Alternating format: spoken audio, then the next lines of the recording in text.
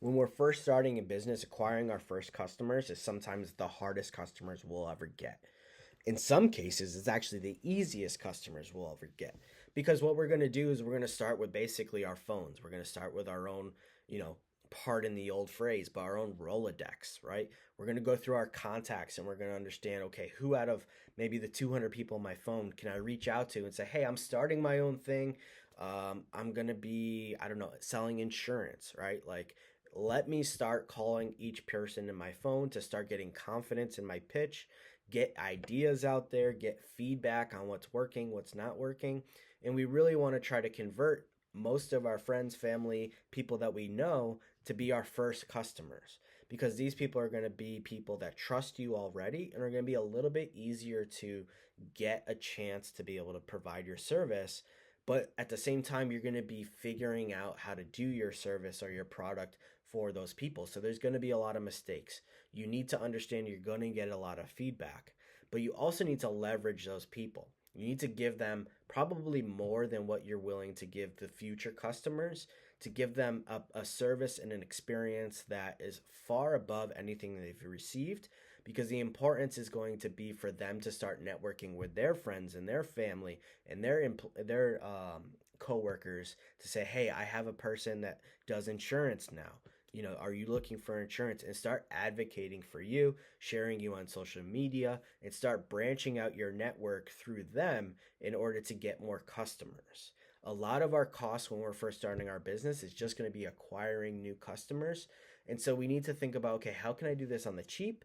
But also, how can I leverage this to be able to get more customers? But then what's the next step as well? When those people run out, how am I going to be marketing my business so that way I do have more customers? And what's going to be my cycle time in being able to get the next customer? Right? If I'm selling a home service, I know that I need to get leads into my business. I need to set an appointment. I need to go out to their house. I need to do the investigation. I need to pitch them.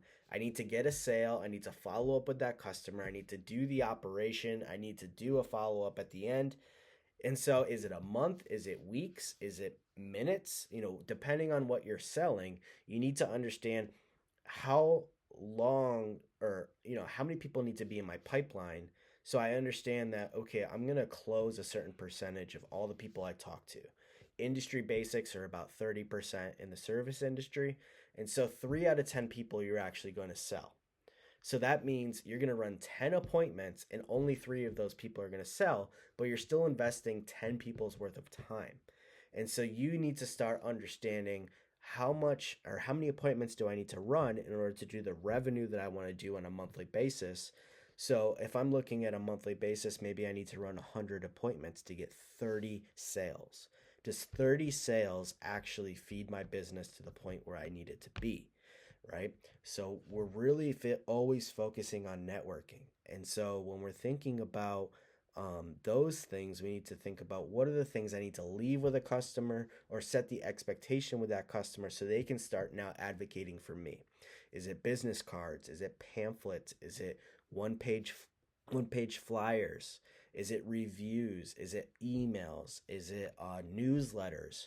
What are the things I need to set up front in order to make sure that I can network with those people in the future and make sure that they can share me easily so I can get more customers?